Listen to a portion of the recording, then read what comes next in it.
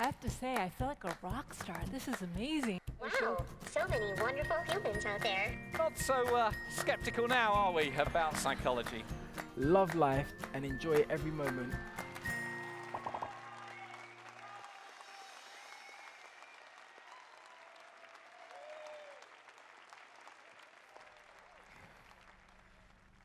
Happy to be here. But I think I came to the wrong place. I think it's comedy and its causes. Back there, I can't hear much, but I could just hear these howls of laughter. And then I'd look at the screen and see Richard, and you can tell he wasn't trying to tell you how to kill people. You could tell from his body language. But also this morning at breakfast, I bumped into Marty Wilson, who was the MC yesterday, it seems, and we met each other ages ago.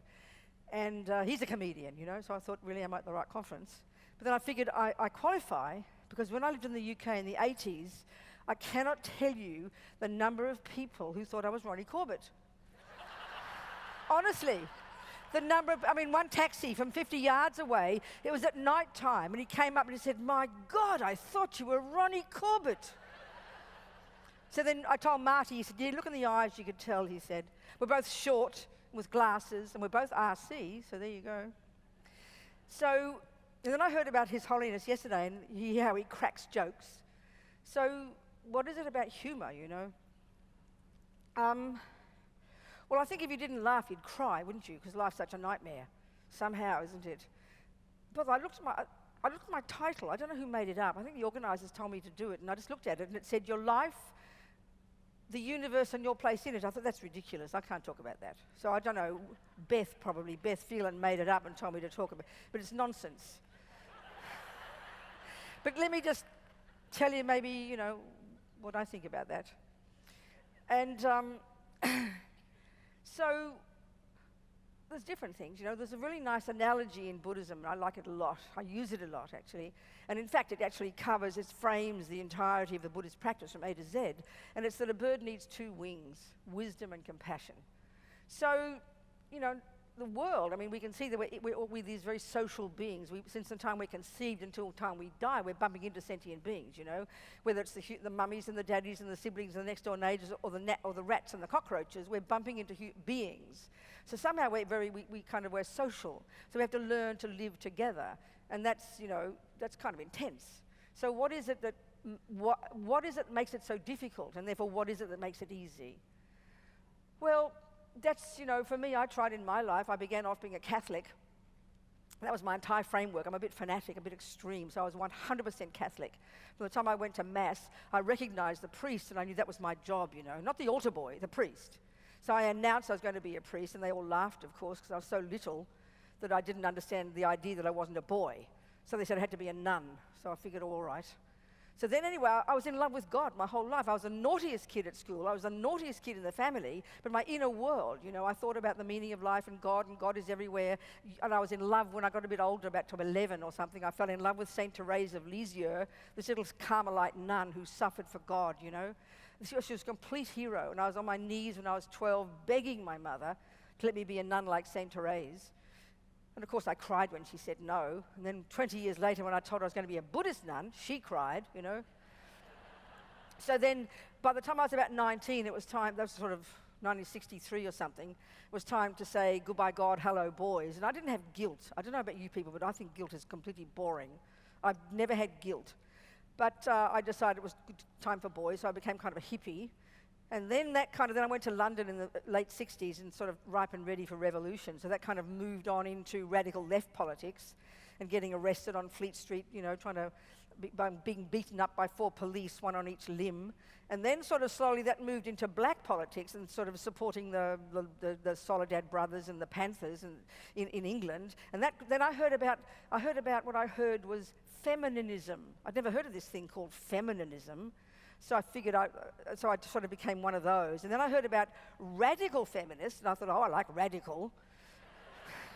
And then I heard about, sort of being inexorably, it led sort of to the outer edge of wherever I went, you know. So what I think if I look back now, I was looking for ways to be happy, looking for ways to make the life useful, looking for ways to find my place in this universe. I didn't put those words, you know, but that was very clear.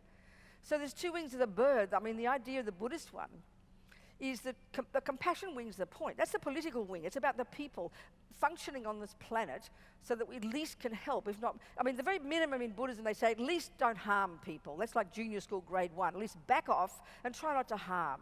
And then when you get a little bit more together, you can then be useful, try to help people. But that sounds very easy. I mean, what are the obstacles? Well, I mean, we tend to think the obstacles are out there, of course. And I mean, through my process, you know, when I was a hippie, I blamed all this. When I was a Catholic, it was all the non-Catholics that were the problem. Then I was a hippie, it was all the straight people that were the problem, because I was always looking out there, you know. And then when I was a radical lefty, all the rich people were the problem. Then I was a feminist, of course, all the male people were the problem.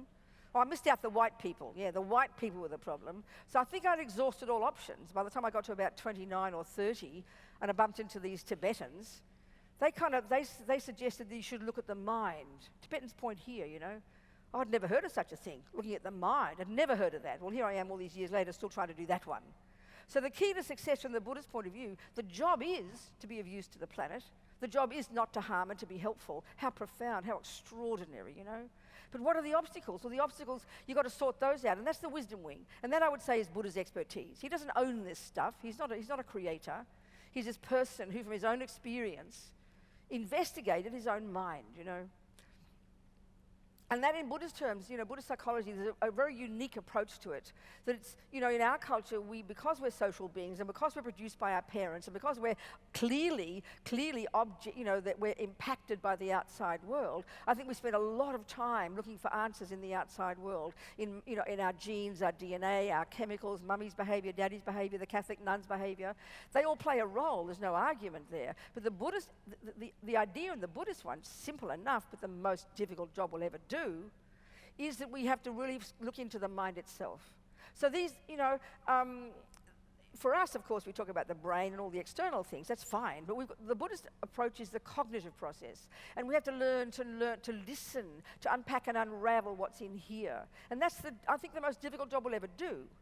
I mean, if I'm angry and I tell you all about my anger, what I'm actually doing is describing in detail through the lens of anger my boyfriend's actions, you know. Tell me about your anger, Robina, and I'll describe Fred and what he did. Well, that's fine, you described Fred to me. Now tell me about your anger. Well, I'll say, well, I just did. But I didn't. I described my vision, my view of this person via my anger.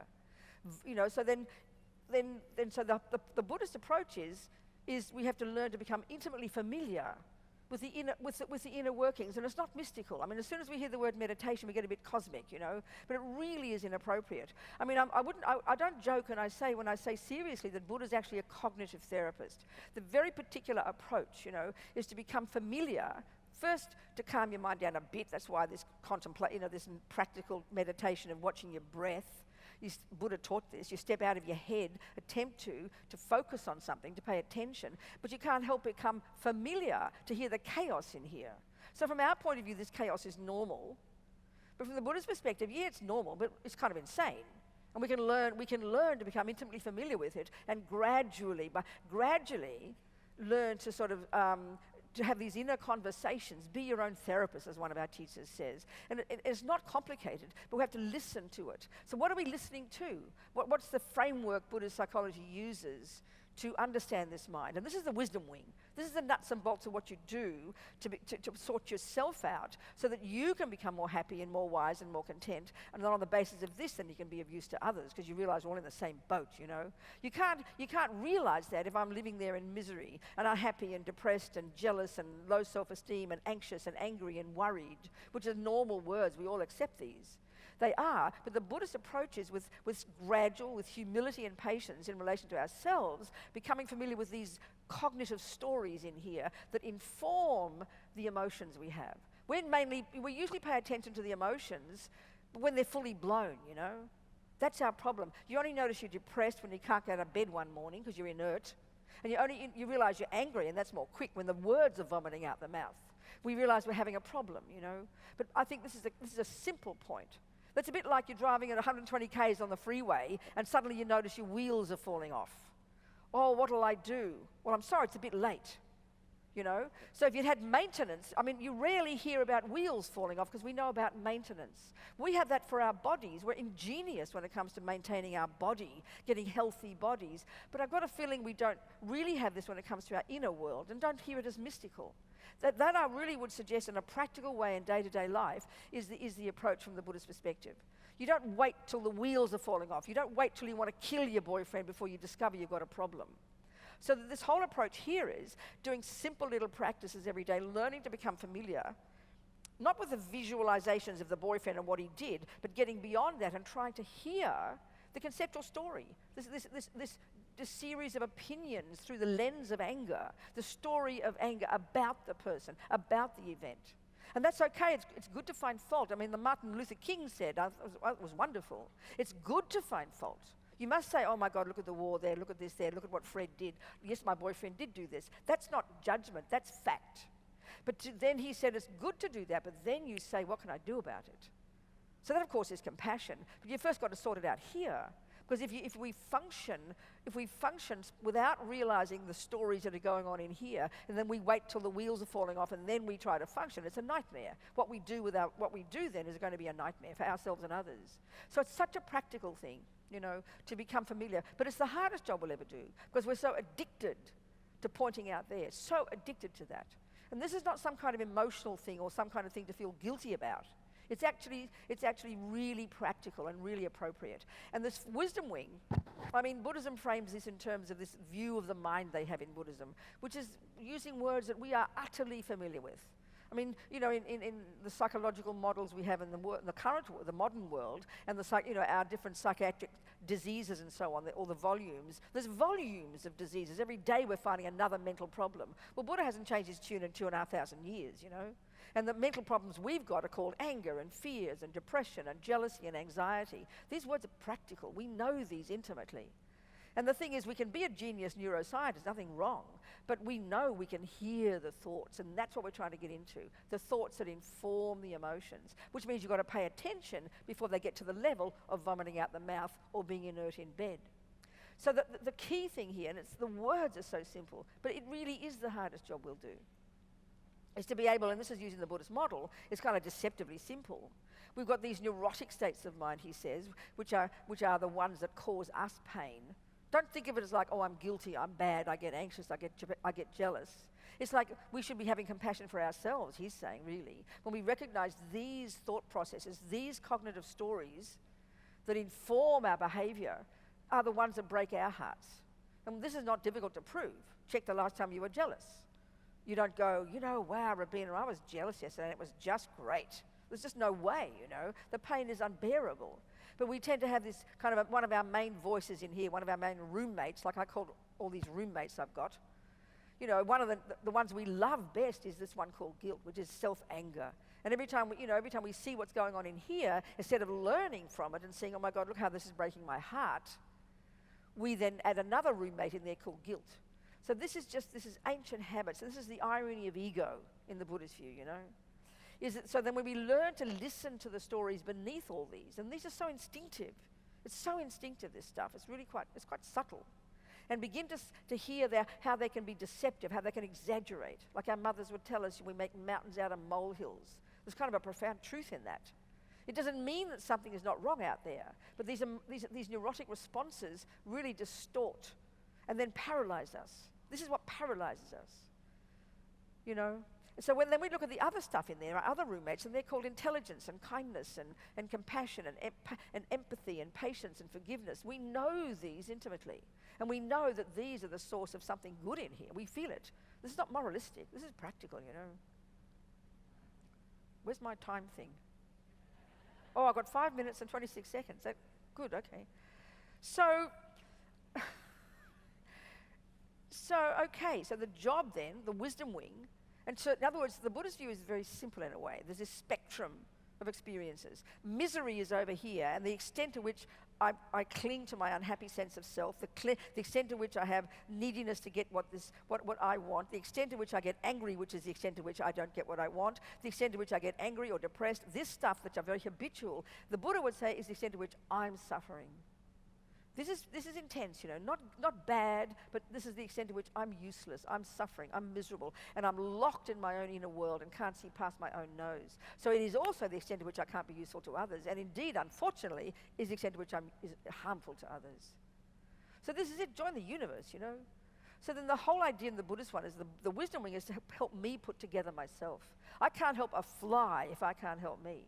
If I don't know what I'm thinking and I'm feeling, if I don't understand and recognize my anger and my pain and my anxiety and own it as mine, not attempt to find something out there that is the fault and therefore I can't help it. That's the instinct of ego. But to have the courage to own it and know it's breaking my heart, then I can learn to change, using this cognitive process day by day, learn to get less miserable, more content, and therefore clearly more empathetic. Then you start to see beyond your own nose, and then you can realize, we're all in the same boat. And then you can begin to be useful. This is the point, the essence of it, the two wings of the bird. So one step at a time, isn't it?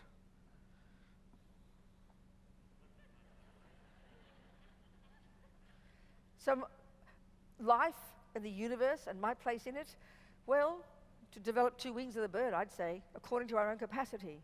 One of the things that I was talking to handsome Anthony, he's coming soon, you'll see, he's gorgeous, from England. I talked to him before. He told me a few things His Holiness said yesterday. He told me one woman, I forget her name, whose child had died. And I find this very powerful. This is what we would call becoming our own person, which really in Buddhist views is doing the wisdom wing, sorting yourself out. One of our biggest problems is we define ourselves and we define each other in terms of certain very narrow views, So if you're a mother, you're always seen as a mother. And we define ourselves as a mother, even when the son is 64, It's a little bit, about time you gave up being a mum, I think, So this one of the wisdom wing is really expanding our own view, breaking down those rigid ideas of who we have, of who we think we are. Oh, I'm an angry person, I'm a this person, I'm a that person. Yes, there's some truth in it, but not so concrete. And we start to define ourselves in different ways. That's a product of the wisdom wing. And then you become self-defined.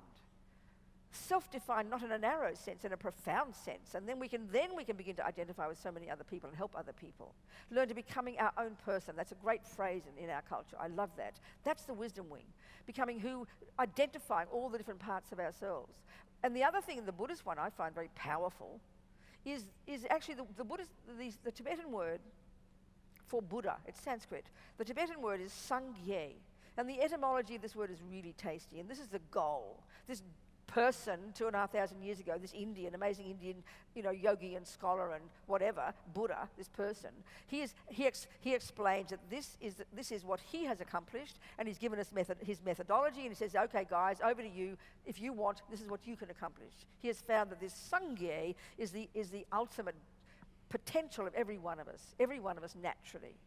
So this Sangye, Sang implies the utter eradication from one's own being of all the neuroses, all the voices of ego, all the stuff that breaks our hearts and limits us.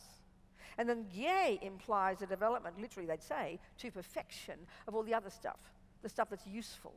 So this is an absolute distinction in Buddhist psychology. It makes us a bit nervous in our psychology because we think it sounds like judgment, But there's a very distinct way of identifying the cognitive stories.